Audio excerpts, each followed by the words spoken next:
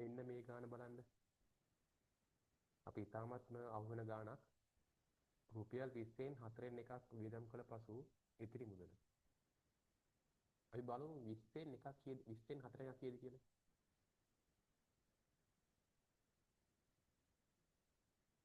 20න් 4න් එකක්.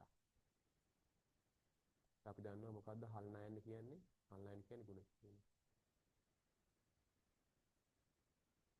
එතකොට 4 ඒවා 1යි 4 ඒවා 5යි. 5 වරක 5යි. එතකොට 20න් එකක් වියදම් කළපස්. එතකොට 20න් එකක් කියලා කියන්නේ කීයද? රුපියල් 5යි. එතකොට 20න් එකක් වියදම් කරපුවා රුපියල් 5යි. 20න් 4ක් වියදම් කරපුවාම රුපියල් 5යි. එතකොට ඉතිරි වෙන්නේ කීයද?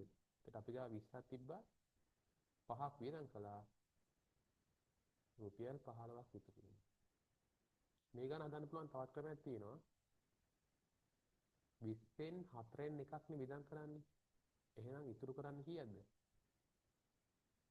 20න් 4න් 3ක් අපි ඉතුරු කරනවානේ. එහෙනම් අපිට මේ ගාන එකපාර ගන්න පුළුවන් 20 ගුණ කරන්න 4න් 3.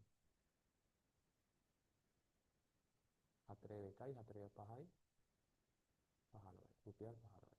අපි හිතාමත්ම අහුවෙන ගාණක් මේ ගාන. ගොඩක් ළමයි දන්නවා හදන්න. නමුත් මෙන්න මේ දේ අපි හරියට කියවන්නේ. අපෙන් අහන්නේ ඉතිරි මුදල 20න් එකක් 20න් 4 එකක් කියලා කියන්නේ 5යි. එතකොට ඉතුරු වෙන්නේ 15යි. එතකොට අපිට මේ ගාන එකපාර හදන්නත් පුළුවන්.